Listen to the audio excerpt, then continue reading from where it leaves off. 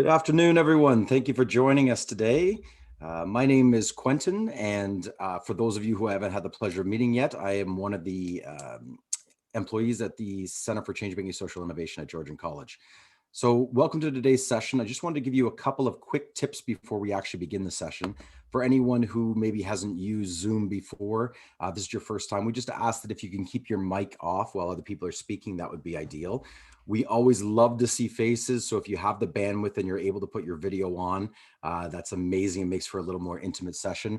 But we also understand for some of you who don't have that capacity with bandwidth, and that's no problem at all. We also want to let you know that at any point throughout this whole session, I'll be monitoring the chat. So if you do have a question for Emma or just a question in general, feel free to drop it in the chat and we'll ensure that if we can't answer it right at that time, that we'll circle back to it at the end so that everyone has a chance to have their questions kind of answered. So with that, then I won't take up any more space. I will pass it over to Emma to lead us in this session. Awesome. Thank you so much. Oh, I'm so happy to be here. I do have some slides to kind of support my session, this session here. So I'm just going to bring that up. Ooh.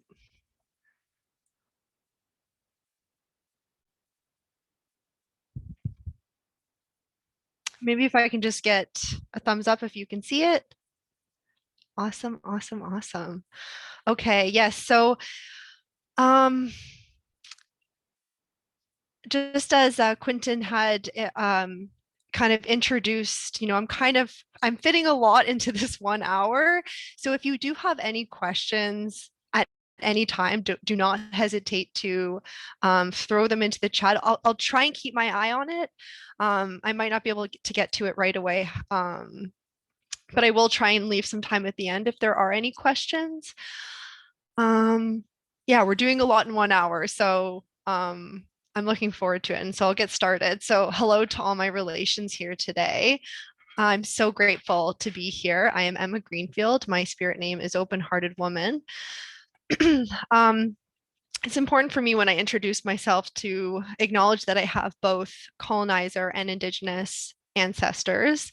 On my father's side, my family is English, and on my mother's side, my family is Italian, Irish, French, and Mohawk. Culturally, I grew up with a grandmother and a step grandfather who were both very proud Mohawk people. And so they instilled this like great sense of pride in my own Mohawk ancestry. Also, when my grandmother was older, she became really involved in First Nations activists. She had actually authored a book about the residential school history and legacy. She wasn't a survivor herself, but she kind of perceived this gap within education, particularly in mainstream media and in mainstream education, where we weren't talking about this really, shameful chapter in our colonial history, in our shared history. So I kind of grew up in this household that was very social justice oriented, particularly with justice for Indigenous people. So this topic is very dear to my heart. I am also grateful to the Anishinaabe, whose territory I am on. I'm actually currently in Toronto or Toronto, Ontario. The current treaty holders are the Mississaugas of the Credit First Nation. And so part of my responsibilities to this land is to raise awareness about truth, about the truth that we don't often talk about, in hopes that the future generations of the people whose land I occupy will be able to thrive on their lands. And so I invite you to consider, how will you share with others what you have learned today? I am the indigenization specialist at Georgian College. So my role is to ensure that there are Indigenous perspectives throughout the college. But I do want to say that I am not an expert on all matters Indigenous, even though I am here to provide some of my expertise in this area. It doesn't make me an expert on all matters Indigenous. So it's really important for me to acknowledge that I'm still learning in a lot of ways. So in a way, we are learning together. I also wanted to provide a trigger warning. So this presentation will involve difficult content, particularly if you are an Indigenous person. So I just want to acknowledge if there's any Indigenous people in this room, do what you need to stay well. And if you need to get up or leave the room at any time, that is absolutely okay.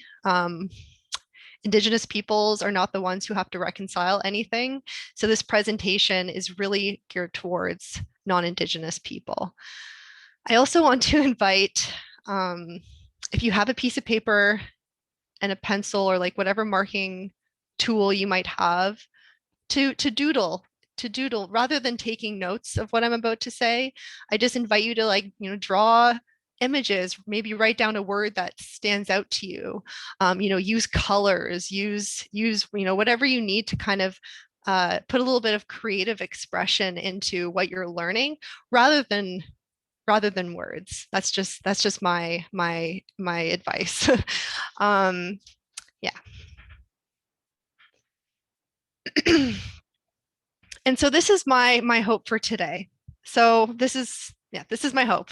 My hope is that we will explore a brief introduction to the history of colonization and the intergenerational impacts of colonization on Indigenous people through the use of evocative symbols and images. This workshop will hopefully empower you to participate in both individual and collective responsibilities for reconciliation. So what is reconciliation? And this is a definition from the Truth and Reconciliation Commission of Canada. Reconciliation has been defined in many different places and by many different people, but this is the definition that I chose to honor in this work today. And I will talk a little bit about the Truth and Reconciliation Commission of Canada a little bit later on. So what is reconciliation? Reconciliation is about establishing and maintaining a mutually respectful relationship between Indigenous and non-Indigenous people in this country.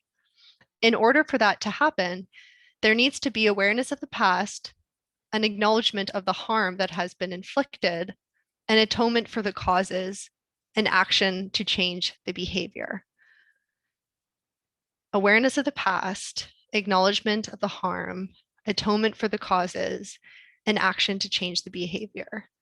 And so there's a lot that's happening in this, one definition. And I thought that perhaps to kind of guide us in this conversation about reconciliation, I just wanted to break down each of those four things and talk a little bit about how we might be able to do each of those four things: awareness of the past, acknowledgement of the harm, atonement for the causes, and actions to change the behavior.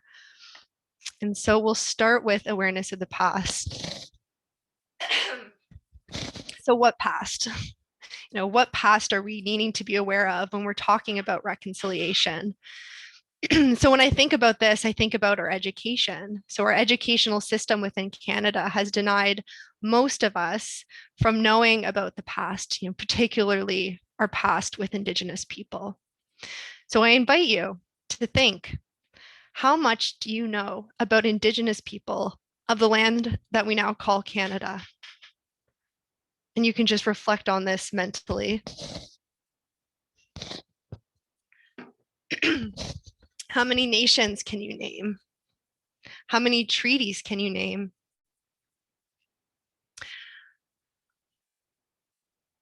What do you know about the contributions that Indigenous people have made in the Canadian context? What do you know about the contributions that Indigenous people have made to the world? And so think about what you know, what you don't know, how much you know, how little you know, and how does all of this make you feel? And so awareness of the past is important because it is important to understand how colonization of this land has impacted Indigenous people, First Nations, Métis, Inuit, Afro-Indigenous people. But awareness of the past is also important because there was the time before colonization when Indigenous people were thriving on these lands. And so how much awareness do you have of this? What did that look like? It's also important to understand that the relationship between Indigenous people and some of the early European settlers was not always a negative one. And so what about that past? What were some of those early relationships like? And again, how much do we know? How little do we know? How do we feel about that? Why is this the way it is?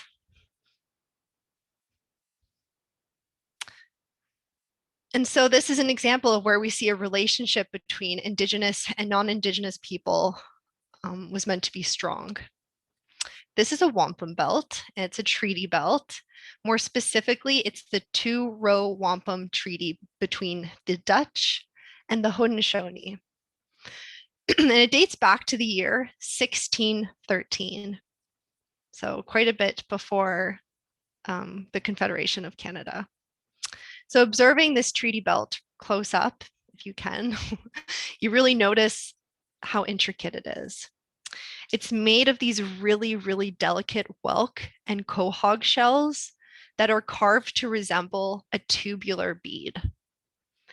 And each cell sits nestled firmly in its place, serving its purpose in the story that the wampum tells. And this is the story that this particular wampum tells. So there was a time when the Dutch came onto the shores of Mohawk territory and began to colonize. Eventually, the two nations would negotiate a way forward in order to share the land. The Dutch, in complying with European customs and laws, proposed a patriarchal relationship where they would be the fathers to the Haudenosaunee. So one that was a little bit more about dominance and control. But instead, the Haudenosaunee suggested more of a brotherhood.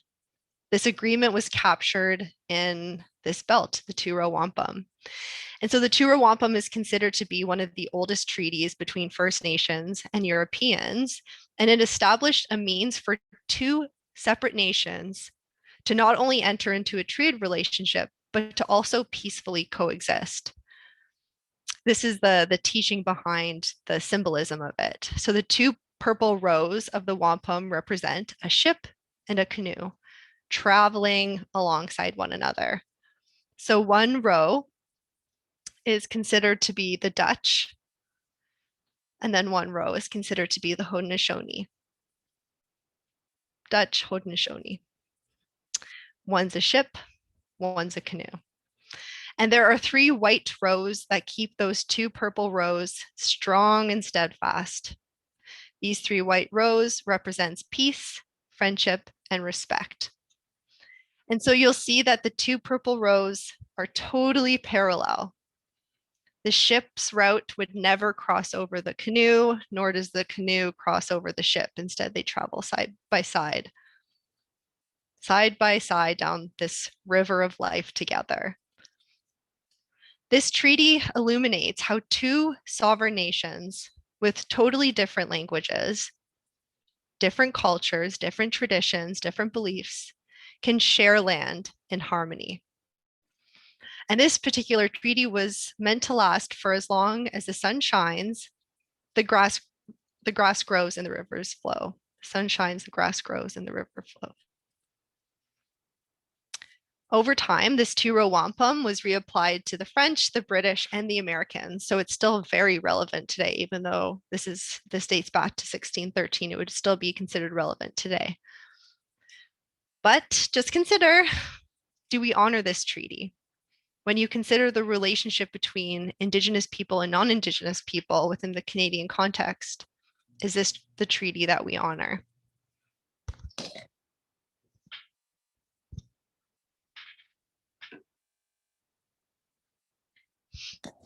And so when learning about Canadian history, you might have heard about explorers like Jacques Cartier and Samuel de Champlain. And so you might have only gotten this little tiny snapshot of our history. You might not know much about the relationship between some of these early explorers and Indigenous people. And again, I ask you, why not? Why do we not know about some of those early relationships? And so an example of this is Jacques Cartier was not a friend. He's not someone we could celebrate within our history. And just one example of, why this is that he brought 10 First Nation slaves with him back to France, and almost none of them returned back to their homelands. And so think about what you might know about some of those early explorers. And if your awareness of the past aligns with the truth, like, did we talk about this in our early education? And you might have heard of Samuel de Champlain, but again, what relationship was he making with Indigenous people? Really interesting fact is, did you know that Samuel de Champlain and his crew had scurvy and they all almost died? But they were saved by First Nations who cured their scurvy with their medicines, with cedar tea. So again, how often are we including Indigenous people and perspectives in this story of Canada, the story of us?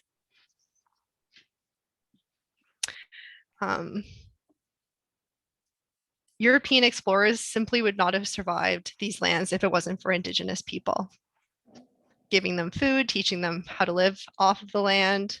And again, like, how often are we talking about this truth? Whose side of the story are we hearing?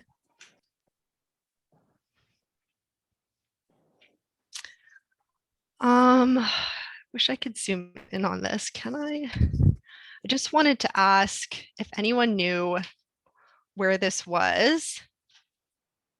Let me just zoom in this way. Does anyone know where this is, what this is based on the Anishinaabe-Moan names? Does anyone recognize where this is based on the names?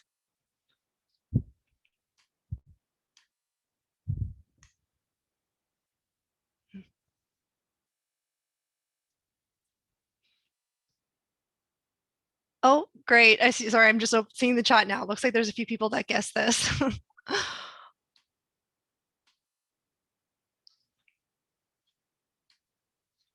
So that's Great Lakes. You might have recognized it. Some of you might have recognized it quicker if we had the English names on there.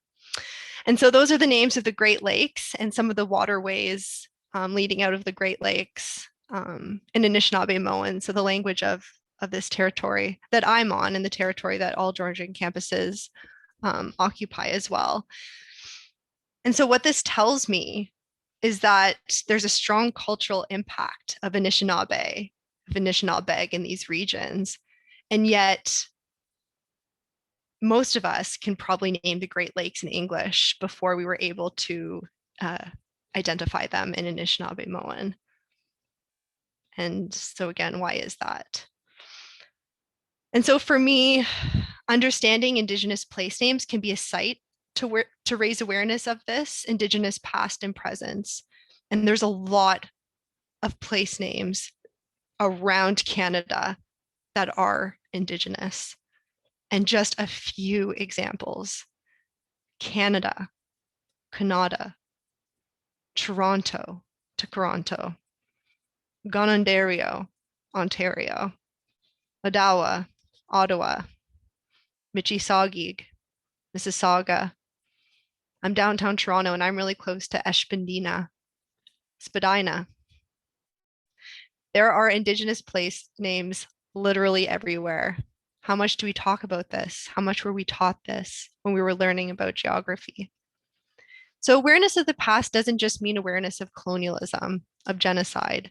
It also means an awareness of the contributions that Indigenous people have made to Canada. We simply would not have a Canada if it were not for Indigenous people. And place names are just a few examples of these contributions. Indigenous people have contributed to Canada politically, economically, in the food that we eat. Think about your experience at, summer camp. A lot of those activities that you were involved in were Indigenous, or were from Indigenous people, Indigenous communities. Even our national sport, lacrosse, that's a Haudenosaunee game, creator's game.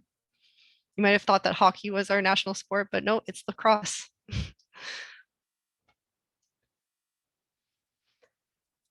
And so moving from the awareness of the past, we're moving towards acknowledgement of harm. So a part of reconciliation is acknowledgement of harm. And who was harmed? Indigenous people. And by whom? Well, there are many people involved in that harming. So acknowledgement of the harm is acknowledging the truth that has often been silenced for far too long.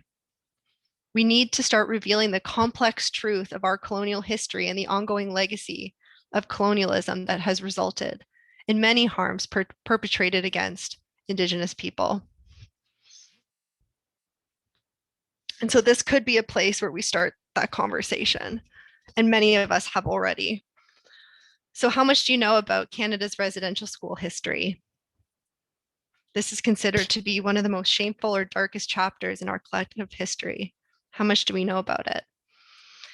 So residential schools, and you might be familiar with this, so residential schools were government funded and church-run institutions that ran from the early 1800s to the late 1900s. And there were said to be 130, but the likelihood of it being a much larger number.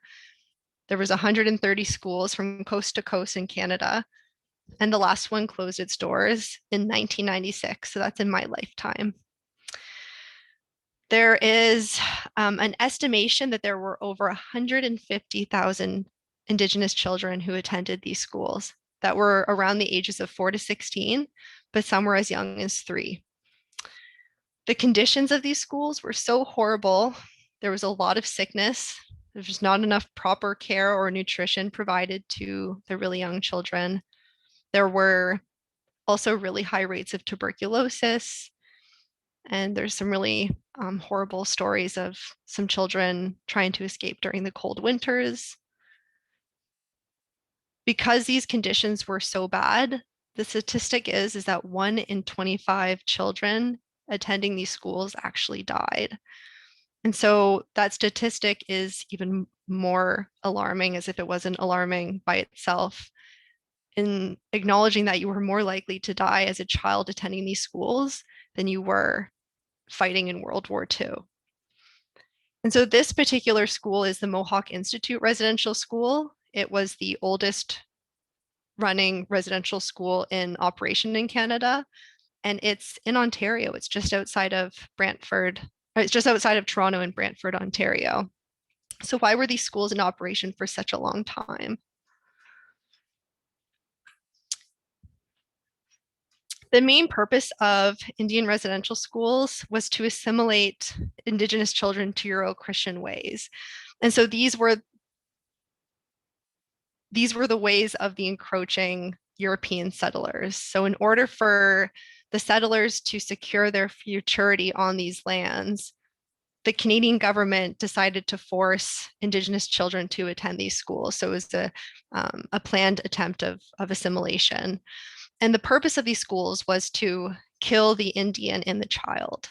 It was to violently remove Indigenous children from their homes and attempt cultural genocide within their communities. And so this is a before and after picture of one child. This is the same child. On the left was before he entered into a school in Saskatchewan, and one is after. And his name is Thomas Moore Kiesik. And so in these schools, children were unable to practice their culture. They were unable to speak their language, which is the only language they knew, the only language that the language that Creator had gifted to them. They weren't even allowed to talk to their siblings if they were of the opposite sex. So the attempt was to strip them of any culture they had entering in these schools. They were made to feel less than because of anti-Indigenous racism and discrimination that saw them as less than. And there were very high reports of emotional, physical, spiritual, sexual, and mental abuse at these schools, and usually by the religious instructors of the schools. So it's important to acknowledge that although these schools closed, the last school closed in 1996, that the legacy of these schools continue. There are some real intergenerational impacts of that trauma endured, which when I say intergenerational means that if your parent or grandparent or even your great grandparents attended these schools, that you still felt the impact of those traumatic events, even though you never stepped foot in those schools. And so many of these experiences of the past still impact Indigenous people today. And so it's just really important to understand that this history is leading to the current realities that impact a lot of Indigenous people. So when we acknowledge all of these things and more, there's so much more, we are acknowledging the harm. Moving to atonement for the causes. Indigenous people have been sharing stories about their experiences in residential schools since the very beginning of them. And time again, the Canadian justice system has failed the survivors of residential schools.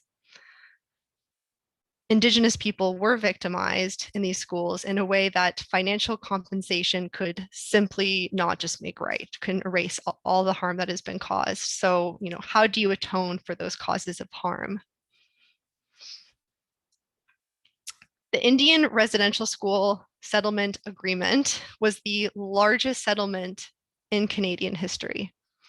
So residential school survivors were part of a class action lawsuit against the Canadian government and were able to receive financial compensation for their experiences in residential school. Indigenous people put the issue of residential schools on the public agenda.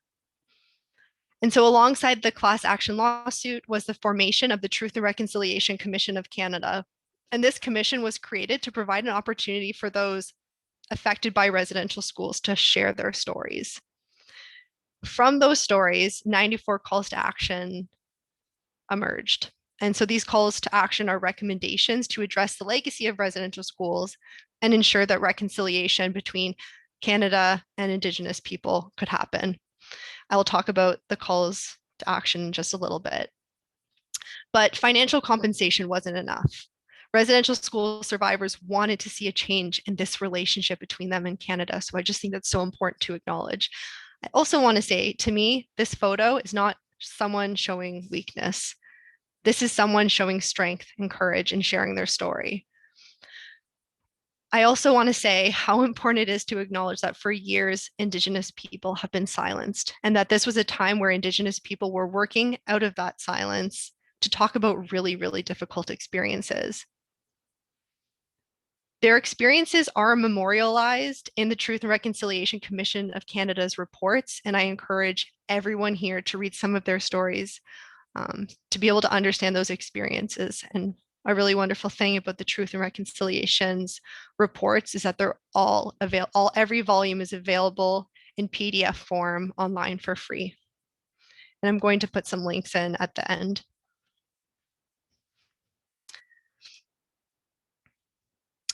I also want to say, I also want to say that in talking about these traumatic experiences, it's so important to emphasize that we also have to celebrate Indigenous people and their contributions. Like, this is only one part of the story. It's an important part, and it's one that we have to talk about, but it's only one part. I just love this picture so much. To me, there's so much beauty and so much strength. Residential school survivor, they did not kill the Indian in me. So the attempt to assimilate Indigenous people to the European ways of life was a total failure on the part of the Canadian government. Indigenous people are still here, still thriving. Many still speak the language. Many are reconnecting to their culture, picking up the pieces that their ancestors have left behind. For Anishinaabe, this current generation, that's the current generation right now, they're called Oshkomaadizig, which means the new people. The new people who are currently picking up the pieces of the culture that was never lost, but was rather hidden by their ancestors, so that one day they can revitalize and resurge their languages, their cultures, their beliefs, their traditions. And there's so many Indigenous people who are contributing to Indigenous resurgence.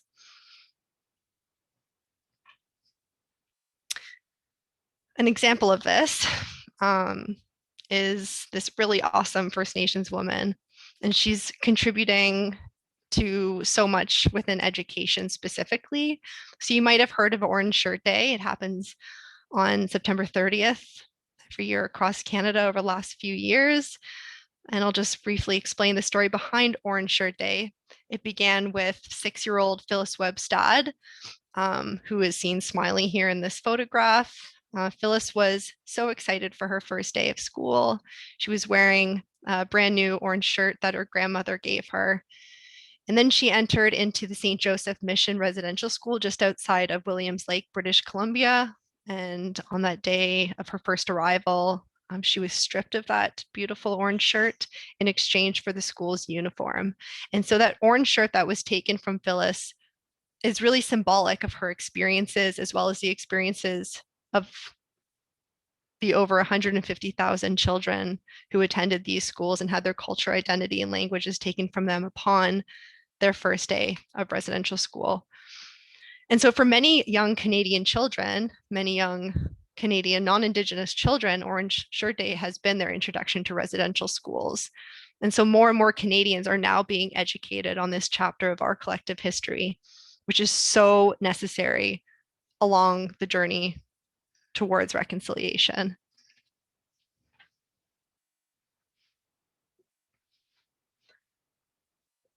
Moving towards action to change the behavior. So everyone in here is in a relationship with Indigenous people, whether they know it or not. Regardless of where you are across Canada, you are on Indigenous land. Even if you are joining in internationally, the fact that you are attending a college that is on Indigenous land, on Anishinaabe land, means you are in relationship with them. You are connected to this land. So what can you do to reconcile this relationship that you might not have even known you were a part of? How do you reconcile? And so this question on this woman's sign is just really important for us to consider. How do you even reconcile? How do you reconcile a relationship that was never really good to begin with? Like, considering this long history of colonization, how does one even reconcile this very broken relationship? And so reconciliation is more than just a word. It requires you to do more than just talk. It requires action. How do you even reconcile?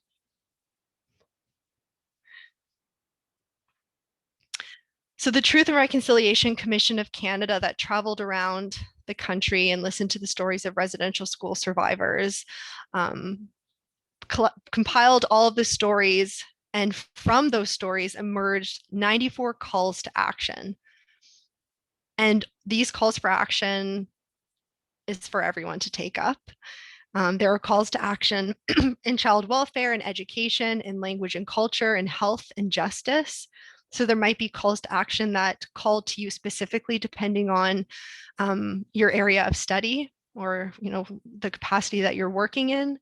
But there's also calls to action for reconciliation that are for every Canadian. And so I would encourage you to go through those calls to action. And again, I'll be able to put a link after I'm done talking. Find one call to action that really speaks to you and commit yourself to that call to action. There's a call to action literally for everyone.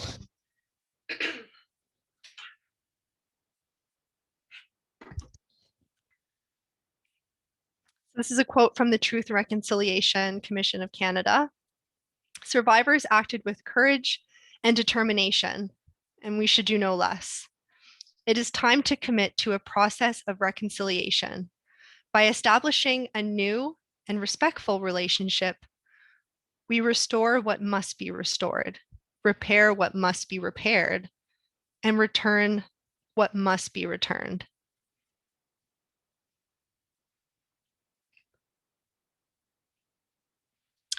I wanted to return to the two-row wampum and say that we are all traveling down the same river of life together. Many Indigenous people have gifted us all with the knowledge of what would be required to peacefully coexist together so that everyone is thriving. Peace, friendship, and respect. And so these are all foundational in relationship building. for many First Nations, Métis, and Inuit. This is how we should live together. And for as long as the sun shines, the grass grows, and the rivers flow. Indigenous people have held up their side of that agreement. So it's time to feel encouraged to reinvigorate those relationships. This should be an exciting endeavor. We have been deprived of knowing our relationship to Indigenous people and on Indigenous land. It is a relationship that should excite you to get to know and to feel a part of. And so there's so many ways that you can begin this journey, and I'm just going to name a few that come to mind. So one, you can listen to Indigenous people, and there's lots of ways that you can do that. You can read their books. So, just finding a book or, books that are authored by Indigenous people, watch their films, their documentaries, ensuring that it is Indigenous created content, of course, is so, so important. Follow Indigenous people on social media. There's like tons of really incredible First Nations, Métis, Inuit, Afro-Indigenous folks who are on TikTok, who are on Instagram, sharing so much in terms of how you can advocate, but also to sharing teachings and sharing cultural aspects as well. And most importantly, as you're listening to Indigenous people, share with others what you are learning from them. So don't just keep it to yourself. There's this like really wonderful teaching that an elder shared with me, that once you learn something, once you hear something, you are meant to share it with others. And so I really encourage you to do that today. Pick a few things that you learned from this conversation today and share it with others, and continue to do that as you listen to Indigenous people, that this is something that should be shared with others. If you're not seeing Indigenous perspectives being included in your classrooms, talk about it. Talk about it with your instructors. Talk about it with your fellow students. Maybe you can even suggest a few resources that can be brought into the classroom. Maybe you're seeing something on the news, maybe you're seeing something in social media, and bring that forward and ask, why aren't we talking about this? This is really relevant to the work that we're doing. This is really relevant to the conversations we're having. Let's talk about this. Let's unpack this together. Read the TRC's summary report, the Truth and Reconciliation of Commission of Canada's summary report. Like I said, it's all available online for free. I would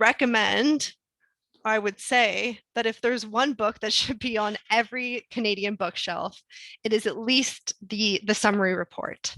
It looks like it's really thick, but a lot of it is like quite a bit of it, almost half of it is appendix. So it's only 300 and something pages.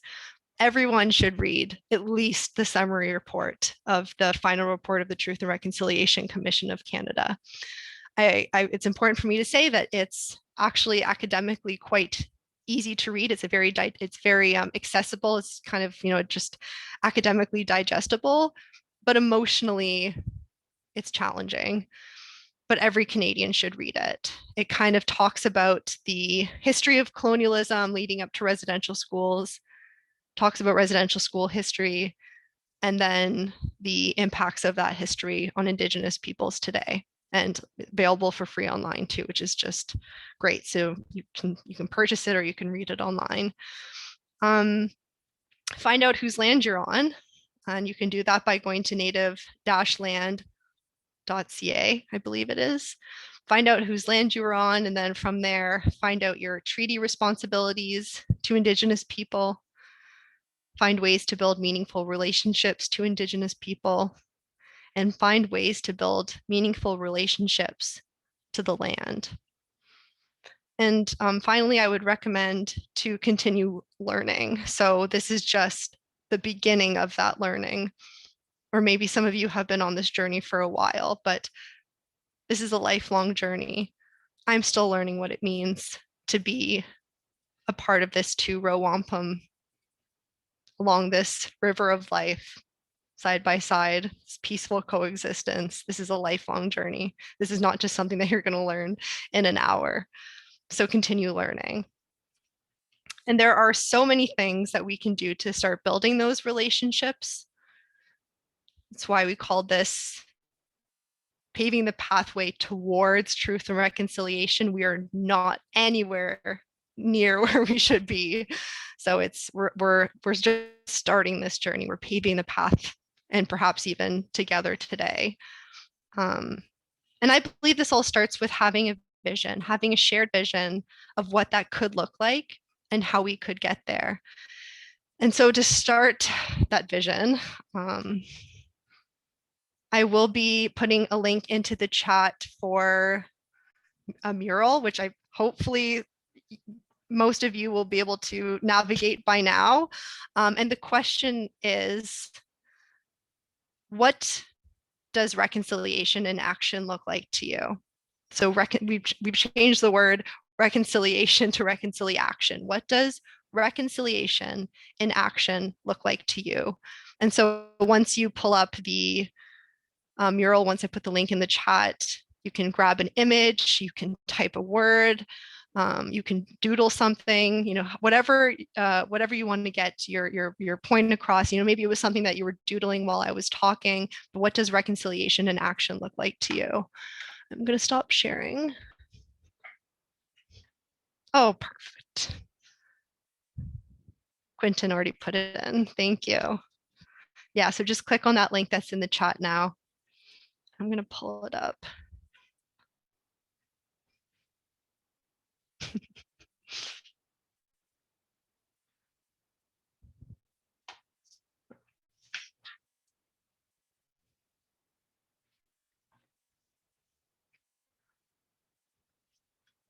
I'm just going to share it in case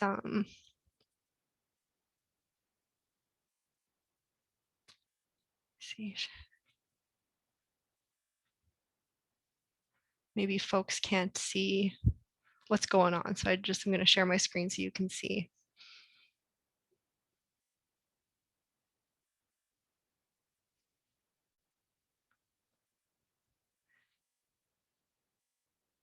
And we have 15 minutes left, so I feel like this would be an appropriate time if anyone has any questions. I don't know if anyone threw any questions in the chat at any time, but if there's any questions, maybe now would be a good time to ask.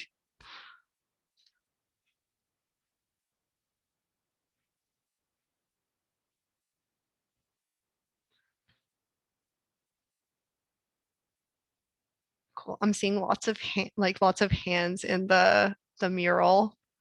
That's great. Student activism, some really beautiful images. How do I zoom in? Oh, whoa, okay. Reading the stories of others, love it. Education, understanding others.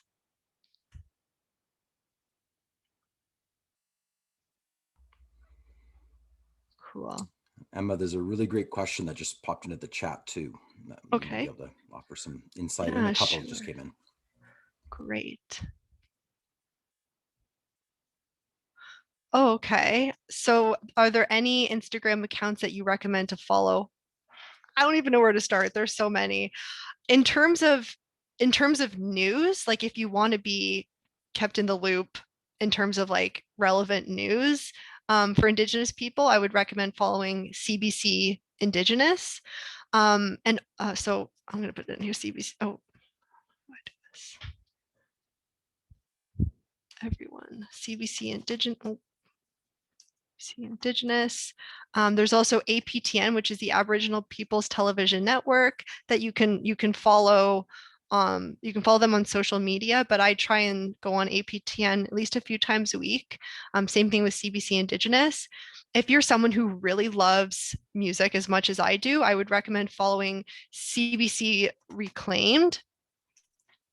they play Indigenous music every week. And so every single week, you'll see like a list of really cool Indigenous musicians. They're playing them on the radio, but they're also letting people know on Instagram like who's being played. So I would definitely recommend following them as well.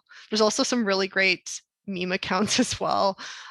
Indigenous, like if you're just wanting to have some insight into Indigenous humor. There's some really great ones as well. Just like once you start following, well, you know, like how the algorithm works. Like once you start following a few Indigenous people, more start popping up. So I would just recommend following as many as possible. So I feel like I have to move up a bit to see the questions. Oh, was there a reason why the last residential school stayed open, sorry, until 1996, long after they were shut down? That's a really good question. So the residential schools actually began to dwindle down in numbers in the 50s and 60s, in the 1950s and the 1960s. And as this was happening, you might have heard of the 60s scoop. So as the residential schools began to dwindle down in numbers, which is actually more in the 1950s and 60s, the child welfare within Canada was actually removing really young children, Indigenous children from their homes and placing them in predominantly non-Indigenous families, like sometimes even like out of the country. Like really far away from their communities. And so there's actually more Indigenous children in child welfare today than there ever was in residential schools. And so this like systematic and like structural anti-Indigenous like racism and control over Indigenous bodies is something that happened in residential schools, but also something that happens in other policies, in other government policies as well. So people call the child welfare today, the circumstances of the overrepresentation of Indigenous children child welfare today, an extension of residential schools. And so I'm always really careful to say that the last one closed in 1996 because we're still seeing structural and systemic racism experienced by Indigenous peoples today. Even within our education, like education on reserve is not as accessible for First Nations children who are living on reserves. And a book that I would recommend to help you understand that a little bit more, because it's such a complex issue and such an important issue for you to dive deeper into, is I'm going to type it, Tanya Talaga's Seven Fallen Feathers. And she goes into the history of residential school, but also talking about the really horrific conditions of education on reserve, as well as experiences of racism that First Nations youth face when they leave their reserves to go to school.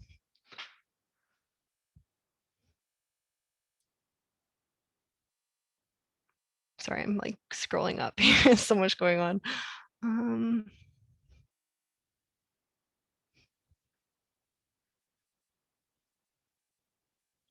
Hmm.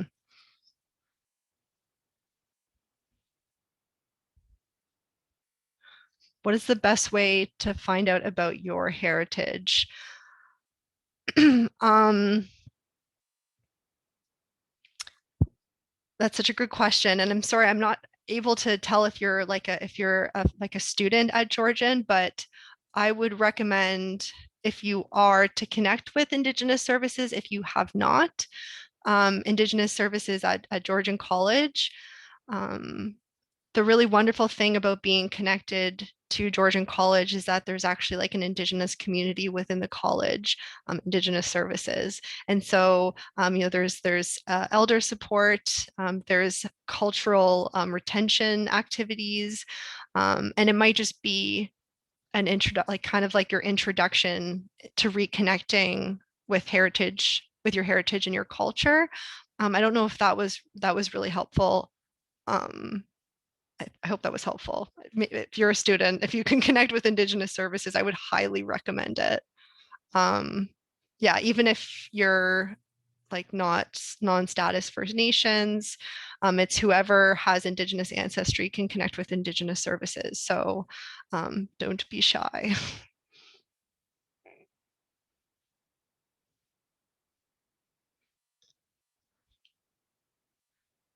Oh, I'm seeing some like really great recommendations of books and films and um, TikToks and artists.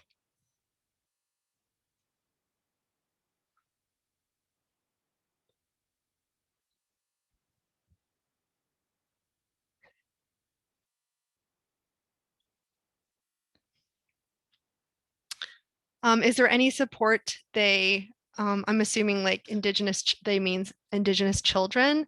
Is there any support they are getting from the current government for education and for child support? Such a good question. Oh my gosh, I could do like an entire session on that question.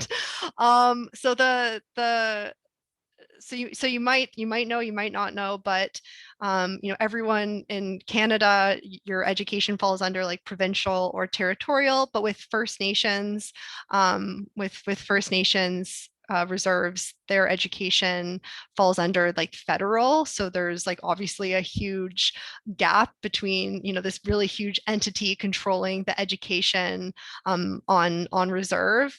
And so if you asked Prime Minister Justin Trudeau, like if he's doing a good job with education, it is actually something that he boasts about, is like closing the gap, like on that gap in education on reserve. But if you ask like many First Nations people who are living on reserve, they will say something different. So there are supports, yes. Is it enough? No. Is the very like it's the quickest answer I can give you. Yes, I think language should be taught in schools. Georgian college has an Anishinaabemowin course, which is wonderful. I always think it's really strange that I grew up knowing how to say and introduce myself in French before I knew how to introduce myself in the language of the original peoples of the territory I grew up on. So such a great point. More really great TikTok accounts. I hope you're all following these recommendations. I am not that involved on social media, so I really appreciate that. I don't have a TikTok, so thank you.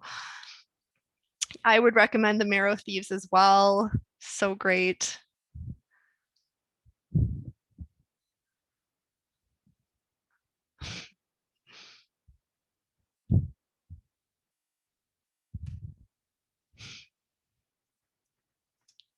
Oh, I also have to put my resources in for you all too. I'm just going to drop something into the chat.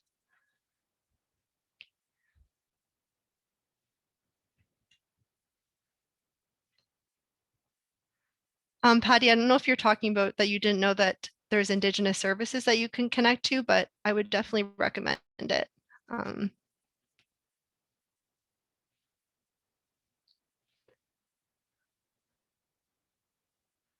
Okay, so I'm just putting into the chat some places where you can visit. So maybe just save these links somewhere like in your notes.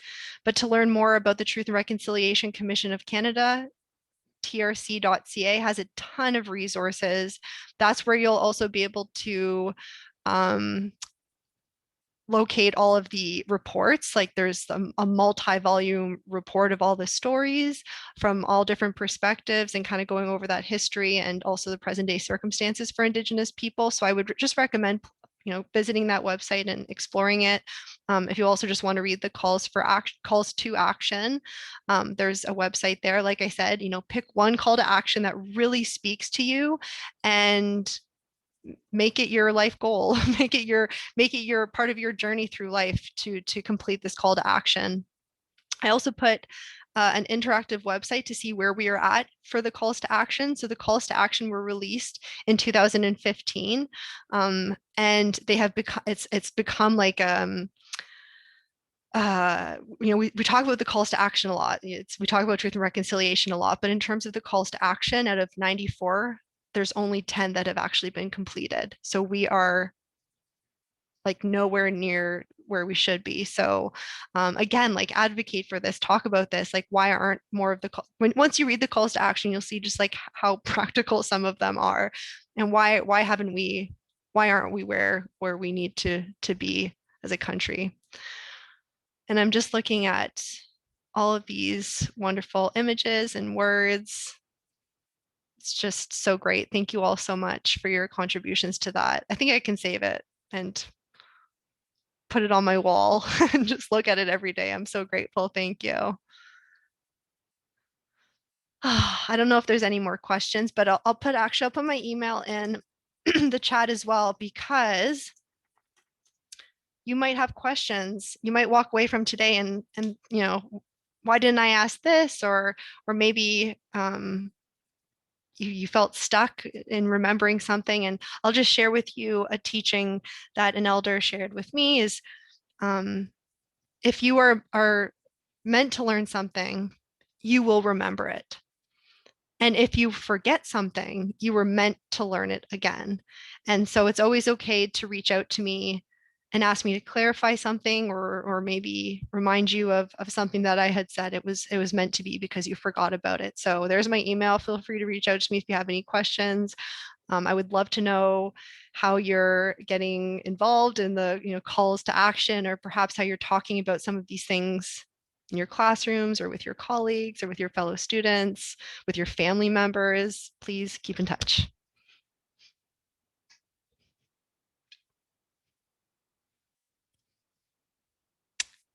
Thank you.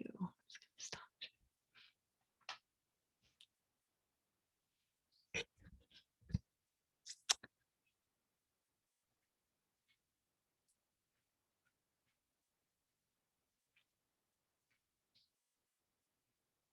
Thank you so much. Thank you. I hope you all have a really wonderful day. Thank you so much for joining in. So grateful. Thank you so much. Thank you.